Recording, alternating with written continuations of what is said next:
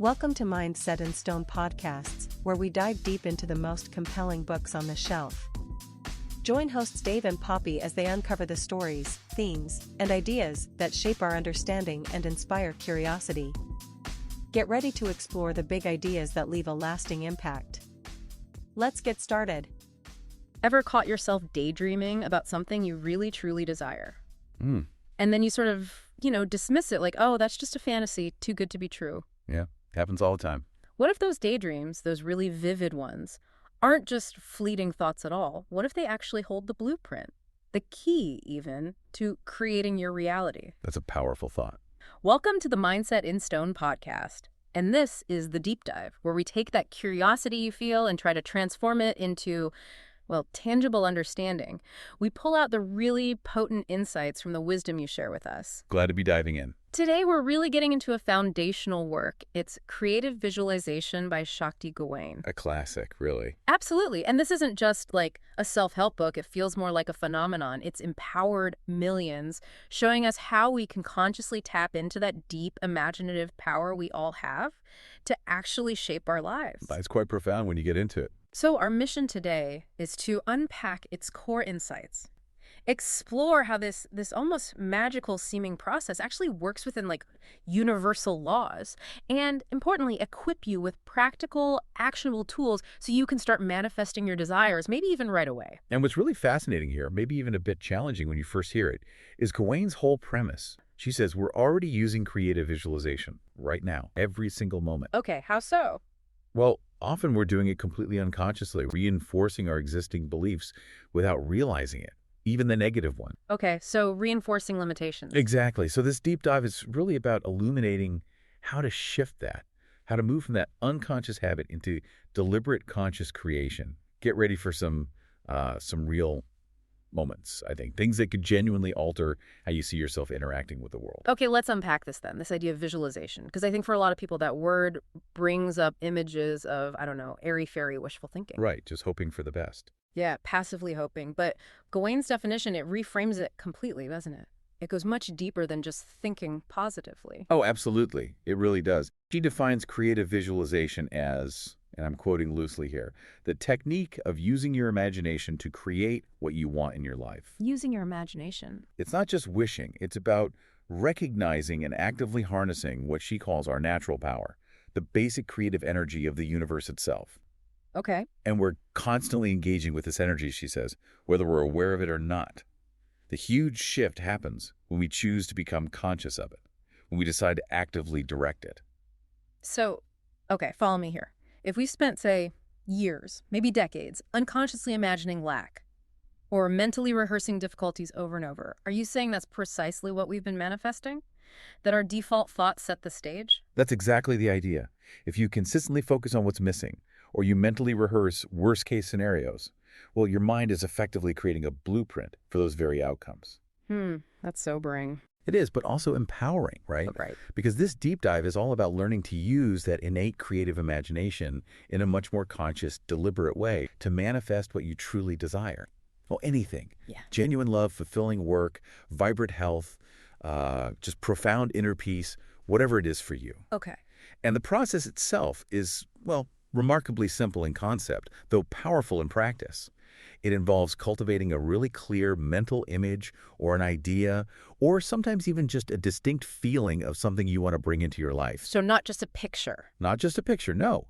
Then you focus on it regularly. Give it your positive, focused energy until it literally starts to form and take shape in your objective reality. How does that happen? It's about making it real internally first.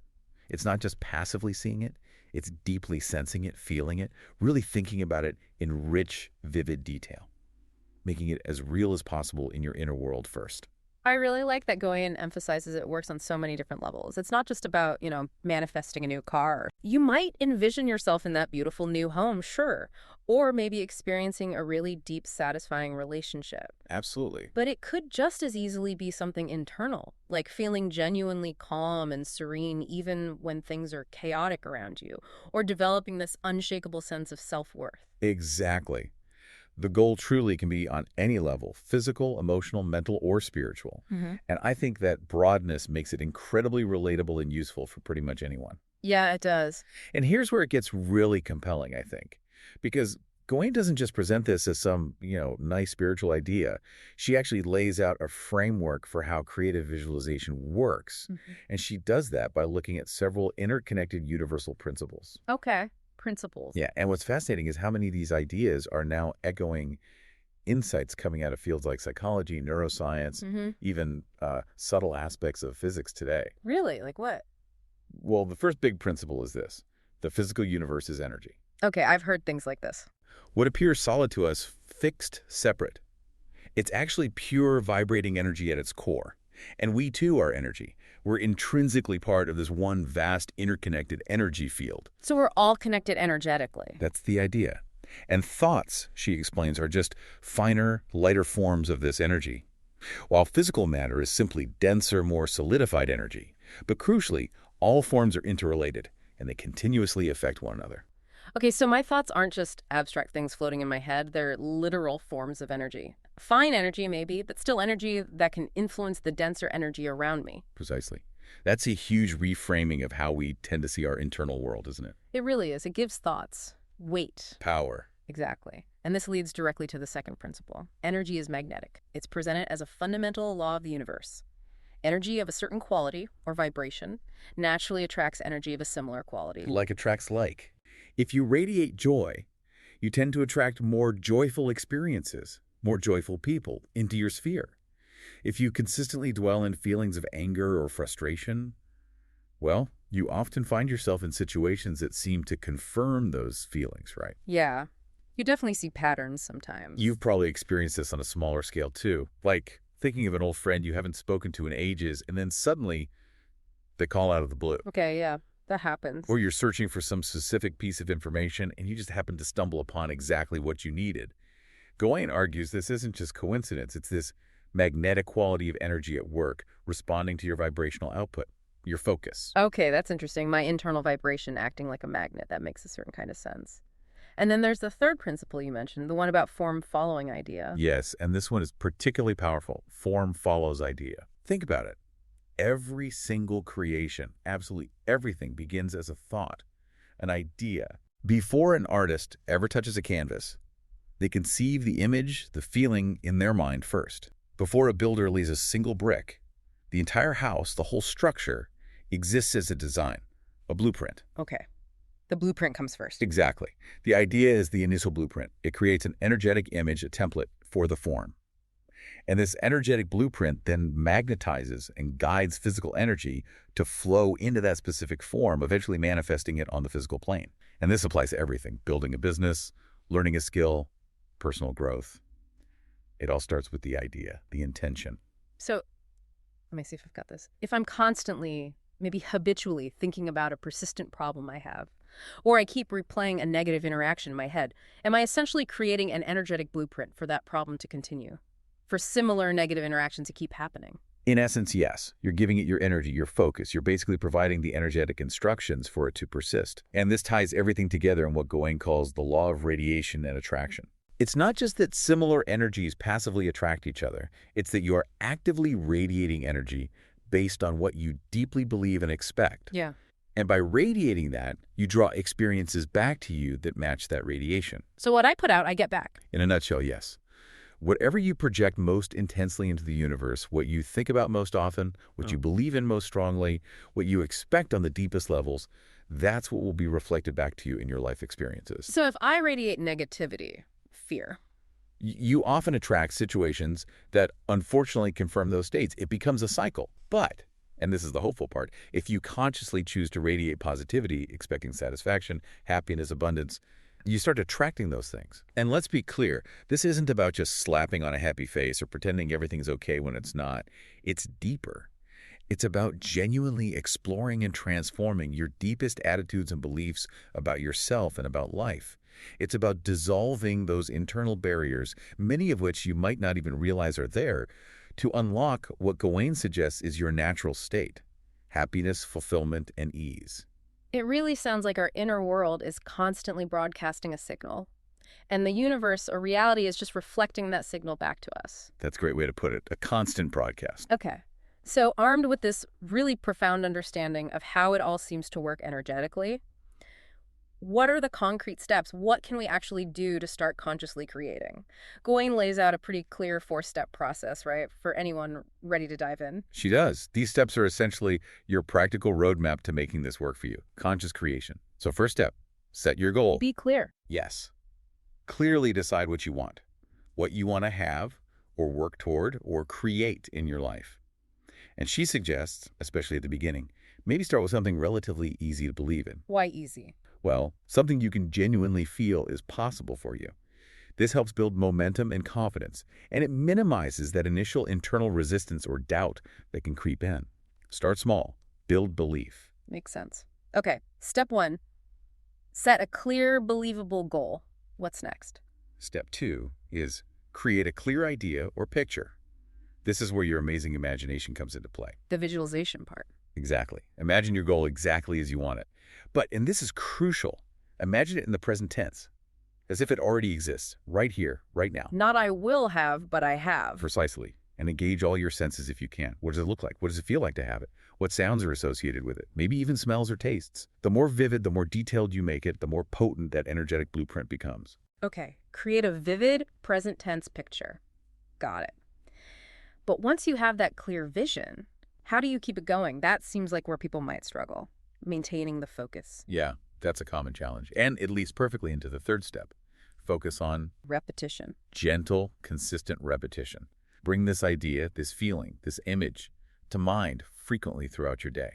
Now, this can happen during dedicated quiet times, like a short meditation maybe. Right. But also, importantly, just casually as you go about your routine, when you're washing dishes, waiting in line, whatever. The key here, though, is to do it in a light, relaxed way. Light and relaxed, not forcing it. Exactly. Avoid any sense of desperate striving or needing or forcing it. That can create counterproductive energy. It's more like gently, consistently reminding yourself of this new reality you're creating. Gentle reinforcement. Okay, so set the goal, create the picture, focus often. What's the final step? The fourth step is closely tied to the focusing. Positive energy. As you bring your vision to mind, you actively make strong, positive statements to yourself about it. These are your affirmations. Statements that affirm it exists, or it's on its way, or indeed that it's already here. Okay. The real power here lies in temporarily suspending any doubts you might have, just for those moments, and practicing the feeling that what you desire is not only possible, but real and inevitable. Affirmations, they're such a core part of this, aren't they? But I think like visualization, they sometimes get misunderstood. It's not just mindlessly repeating a phrase over and over again. Oh, absolutely not. There's much more to it. Gawain defines affirmations as strong, positive statements that something is already so. Present tense again? Yes. They are specifically designed to directly counter our habitual negative inner dialogue. You know, those subtle, often unconscious, self-sabotaging thoughts that keep us stuck in old patterns we want to change. Right, the inner critic. Exactly. The magic really happens when you phrase them correctly. In the present tense, positively, stating what you do want, not what you don't, concisely, and this is important, make sure they feel right to you. They should resonate. Feel right. Yeah, they shouldn't feel like a huge lie you're telling yourself. You need to be able to, at least during the practice, suspend disbelief and genuinely practice believing them, actively creating a new inner reality first, which then helps shape the outer one. Okay, that makes sense. It's about cultivating the feeling. Precisely. And for a really valuable daily practice, here's our first practical takeaway. Try dedicating 5 to 15 minutes twice a day. When? Ideally, just before you fall asleep at night and immediately after you wake up in the morning. Why then? Because those are times when your conscious mind is quieter and your subconscious mind is generally more receptive to suggestion. Okay. The veil is thinner, so to speak. Sort of, yeah. So during those times, relax your body, take a few deep breaths, then visualize your goal in vivid detail, really feeling it as if it's already happened. And while you're doing that, repeat your chosen affirmations, either aloud or silently to yourself. Okay, like if I want a new job. Your affirmation might be something like, I now have a wonderful, fulfilling job that brings me joy and abundance. Feel the joy, feel the abundance as you say it. That consistent reinforcement, especially at those key times, sounds like it could be incredibly impactful. It really can be. So what about creating the affirmations themselves? How can listeners make them truly personal and effective for their own situation? That's a great question and leads to our second practical takeaway. Craft personal affirmations. Okay, tailor them. Exactly. Sit down and develop maybe 3 to 5 affirmations that are specifically tailored to your unique desires and goals. Keep them short, simple, positive, and always, always in the present tense. Got it. Short, simple, positive, present.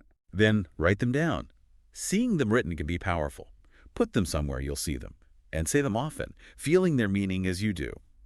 For example, if you're working on overall well-being, you might try, "My life is blossoming in total perfection," or "I am radiantly healthy and beautiful." I like those. The goal isn't to force a feeling you don't currently have, remember.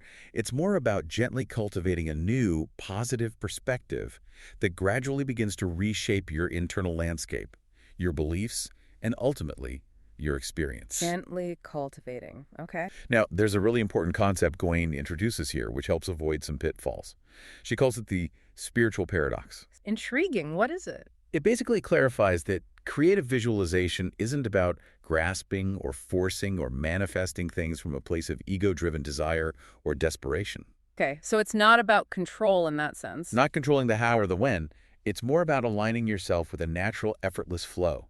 Like going with the flow of life, she says, much like a river finding its path to the sea. Okay. How does that work with having a goal? You hold your ultimate destination, your goal, clearly and firmly in your mind. That's your intention. But you patiently and gracefully follow the winding course the river takes. You enjoy the journey itself, the scenery along the way. And crucially, you remain open to outcomes that might actually be better or different than what you initially conceived. So firm intention, but flexible on the details. Exactly. It's about being firm in your core intention, knowing what you want to feel or experience, but being remarkably flexible in its precise manifestation, trusting that the universe might have an even better plan. That's a really important distinction, I think, because it sounds like if we get too emotionally attached to one specific outcome, if we're constantly struggling or trying to force it, we might actually be creating resistance and blocking it rather than drawing it closer. Is that the paradox? That's precisely the paradox at play. That heavy emotion, that desperate clinging, that feeling of needing it to happen exactly this way right now. It can actually energize the underlying fear of not getting what you want. Energizing the fear. Yeah, and that creates resistance. So it's about releasing that struggle, letting go of the how, and trusting the process, trusting the flow. Okay, let go of the struggle. And this wisdom also connects very deeply to cultivating what she calls a sense of prosperity. Prosperity, not just money, I assume. Not just money, no. It's a broader sense of abundance. Understanding that the universe is inherently abundant, infinitely resourceful, and that life, the universe, whatever term you use, genuinely wants to bring us what our hearts truly desire. It's naturally supportive. That's a beautiful idea, but often hard to believe when you look around. It can be, because we're often conditioned otherwise. Gawain directly challenges what she calls scarcity programming, pervasive, often unconscious beliefs like there isn't enough to go around, or resources are limited, or even it's somehow selfish or wrong to have too much. I recognize those. She identifies these as fundamentally false and limiting beliefs. They constrain our natural state, which she argues is one of plenty, of abundance. The universe, she asserts, is a place of infinite abundance, and we are all inherently meant to be naturally prosperous in all areas of life. Okay, so how do we actively shift away from that scarcity mindset? It feels pretty ingrained for many of us. It can be. But here's a powerful practice, our third practical takeaway. Engage in the abundance meditation. Abundance meditation, tell me more. Take some quiet time. Close your eyes, relax. Picture yourself absolutely thriving. Maybe see yourself in beautiful natural environments, mountains, oceans, forests. Feel the peace, the beauty. Then picture yourself returning to a comfortable, nurturing home. See yourself surrounded by loving, supportive friends and family. Imagine yourself doing work that you genuinely love, that feels meaningful and fulfilling. See yourself expressing your unique creativity in ways that bring you joy. Really feel the richness of this life. Feel the richness. I like that. And then, powerfully, extend this vision outwards. Imagine a world where everyone lives simply, perhaps, but abundantly. Where resources are shared generously, collaboration replaces competition, and all beings are thriving together. Wow, that's a big vision. It is. But this kind of exercise helps rewire your neural pathways. It trains your mind and your energy system to recognize, expect, and attract abundance, both for yourself and for the world. What about those deeper feelings, those nagging voices inside? What if, despite doing the visualizations, saying the affirmations, trying the meditations, what if deep down we just feel like we don't deserve good things? That we're somehow unworthy of prosperity or love or even just simple happiness? That feels like a huge block for many people. It absolutely is. And it's a significant hurdle that Gawain addresses directly. She calls it the challenge of accepting your good. And it's often rooted in those profound, often unconscious feelings of unworthiness, or a negative self-image that might have developed way back in childhood based on past experiences or messages we received. Right, old programming. Exactly. Our self-image, the way we perceive ourselves, the way we feel about ourselves, it's complex, it's deeply ingrained. But the really good news is it can be consciously shifted. It's not set in stone. Okay, how? Well, creative visualization and affirmations are incredibly powerful tools right here for this specific challenge. So using the same tools, but focused on self-worth. Precisely. And here's our fourth practical takeaway. Focus specifically on this. Boost your self-image. Okay, how do we do that actively? Start by just noticing throughout your day. Make it a habit to check in and regularly ask yourself, how do I feel about myself right now? And consciously observe any critical or negative thoughts that come up. Don't judge them, don't fight them, just notice them. Ah, there's that thought again. Awareness first. Awareness first. Then, actively, consciously make positive, appreciative statements to yourself. Even small ones. I handled that situation well. I like my creativity. I'm doing my best. Countering the negative with specific positives. Exactly. And try Gawain's self-appreciation meditation. Imagine people who care about you, or even just benevolent strangers, looking at you with genuine love, respect, and admiration.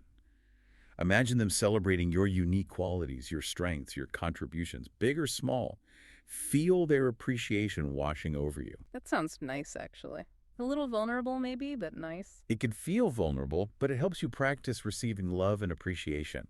It helps you embody the love and inherent worthiness that you already possess, even if you don't always feel it. Embodying worthiness. And this also ties into another concept she mentions, outflowing. When we genuinely accept our own inner abundance, our own worth, and we start sharing that our love, our talents, our joy, we actually create space, like a vacuum, for even more good to flow into our lives. So giving creates space for receiving. Yes, but giving from a place of fullness, not depletion. It becomes a joyful act, not a sacrifice. And it creates this dynamic flow, this vacuum that naturally draws more positivity, more abundance into your life. Okay, but what happens when, despite doing all this, despite the best efforts, the consistent practice, we still hit walls? We encounter resistance, deep-seated doubts, or blocks that just feel insurmountable. What then? That's a really important question, because it happens. And Gawain offers some very powerful clearing techniques specifically for these moments. Yeah. She describes blocks as essentially constricted energy, knots in the flow. And they often stem from repressed emotions, maybe old fear, sadness, guilt, resentment, and particularly from those deeply ingrained underlying limiting beliefs we talked about. Right, the subconscious stuff. Exactly. And the key, she says, isn't to fight these blocks or try to blast through them. It's more about meeting them with acceptance, with clear, non-judgmental observation. Acceptance, not resistance. Right. Think about common limiting beliefs. Things like, I'm not good enough, or I don't deserve happiness, or I always mess things up, or even the world is fundamentally unsafe. Yeah, those sound familiar. The crucial first step to dissolving them is realizing that these are just beliefs. They feel true, but they aren't objective facts about reality. They're learned patterns of thought. And just realizing that, separating yourself from the belief starts to loosen their grip. Okay, seeing them as just beliefs, not truths. Exactly. And here's a fifth powerful, practical technique for working with this. Try the reason I can't have what I want. Exercise. Okay, sounds direct. What do you do? You take a blank piece of paper, and then, without censoring or overthinking, you just quickly complete the sentence, the reason I can't have what I want is. Write down whatever comes to mind really fast. Aim for 20 or 30 different endings to that sentence. Don't analyze, just dump it all out. Get it all out on paper. Yeah, let all those limiting thoughts, those excuses, those fears surface. Once you feel like you've gotten most of them out, you take the list and you ceremoniously tear it up. Yeah. Or burn it safely, if you prefer, symbolizing a conscious release of those limitations. A symbolic release. I like that. And then follow it up immediately with some empowering, clearing affirmations. Something like, I am now dissolving all negative limiting beliefs from my consciousness. Or, I release the past and live fully in the present. Clearing the space after releasing the old? Precisely. It's a way to acknowledge the blocks and then actively let them go. Okay, that sounds powerful. Any other clearing methods? Yes, a sixth impactful approach, especially for deep internal shifts, involves writing affirmations for change. This is slightly different from just repeating them. How so? You choose an affirmation that resonates with a goal or a change you desire, and you physically write it out maybe 10 or 20 times. Okay, writing it repeatedly. But here's the key part. As you're writing the positive affirmation, pay close attention to your mind. If any doubts, fears, objections, or negative thoughts bubble up like, that's not true, or this will never work, immediately flip the paper over. Flip the paper. Yeah, and on the back, write down the specific negative thoughts or doubts, exactly as they came up. Ah, so you capture the resistance. You capture the resistance in real time. This process brings that unconscious resistance right into your conscious awareness. You see it clearly on the page. And then, once you've acknowledged those specific fears, you can create new, targeted affirmations designed to directly counteract those specific limiting beliefs. That's really clever. It's like having a dialogue with your own resistance. Exactly.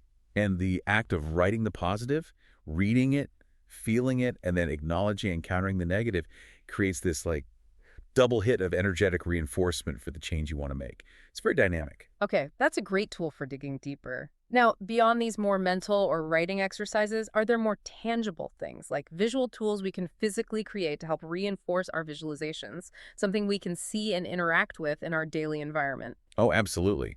Gawain is a big proponent of treasure maps. Treasure maps, that sounds fun. They are. They're fantastic, fun, and also really effective visual tools. A treasure map is basically a physical picture. You could draw it, paint it, or make a collage using pictures and words from magazines that visually represents your desired reality. So like a vision board. Very similar to a vision board, yes.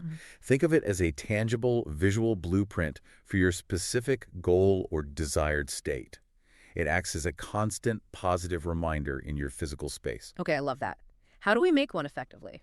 All right, here's our seventh and wonderfully creative practical takeaway.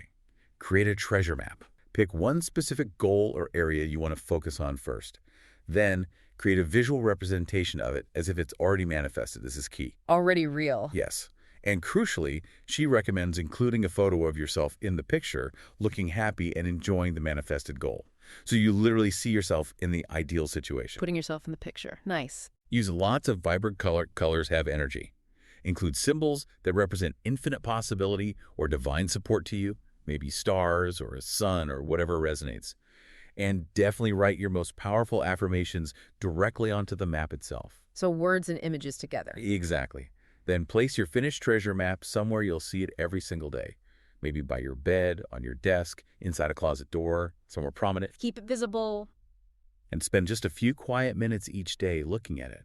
Not striving, just looking, absorbing the images, feeling the feelings associated with that reality being true now. For example, if your map is for health, you'd show yourself radiantly healthy, active, maybe enjoying nature, looking vibrant and beautiful, and you have affirmations on it like, I am vibrantly healthy and beautiful, full of energy and joy. I can see how that would be a powerful daily reminder. It really is. And Gawain always suggests including one very important sort of overarching affirmation on any treasure map. This, or something better, now manifests for me in totally satisfying and harmonious ways for the highest good of all concerned. Ah, this or something better. Yes. That phrase is magical. It reinforces your intention, but releases attachment to the specific form. It opens you up to receiving possibilities even greater than you might have imagined and ensures it aligns with the well-being of everyone involved, keeps the ego in check, and trusts the larger flow. That adds a layer of trust and surrender. I like that. What a truly profound, but also incredibly practical deep dive into creative visualization. It really covers a lot of ground, doesn't it? It does. From understanding the actual energetic nature of our thoughts, these universal principles at play, all the way to crafting specific, powerful affirmations and even making these fun, tangible treasure maps. It's not just abstract theory at all. It feels like a comprehensive, actionable guide to conscious creation, something that really empowers us to take the reins and sculpt our lives intentionally. Absolutely. So when we boil it all down, what does this really mean for you, our listener, as you finish hearing all this? Yeah, what's the big takeaway?